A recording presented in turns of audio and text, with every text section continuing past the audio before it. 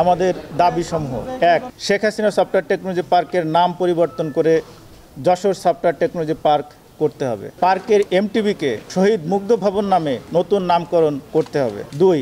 টেকসিটি বাংলাদেশ লিমিটেডের সাথে Bangladesh hi tech park কর্তৃপক্ষের সম্পাদিত গণবিরোধী চুক্তি অনতিবিলম্বে বাতিল করতে হবে। ৩. আগামী ৩ কর্মদিবসের মধ্যে লুটেরা কোম্পানির টেকসিটির কর্তৃত্ব বিলোপ করে তদস্থলে জনবল নিয়োগের মাধ্যমে বাংলাদেশ হাইটেক পার্ক কর্তৃপক্ষের পক্ষকে পার্কের নিয়ন্ত্রণ গ্রহণ করতে হবে। ৪. এমটিবির ভাড়া পুনর্নির্ধারণ করে প্রতি বর্গফুট একক সংখ্যায় সিঙ্গেল ডিজিটে নামিয়ে আনতে হবে।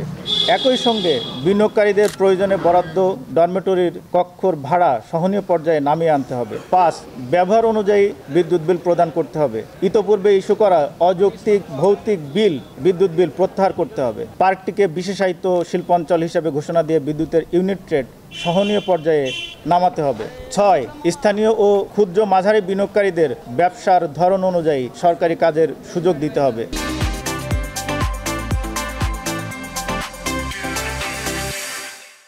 ৭. ব্যবসার প্রসার ও কর্মসংস্থানের লক্ষ্যে এই পার্কের জন্য বিশেষ প্রকল্প গ্রহণ করতে হবে।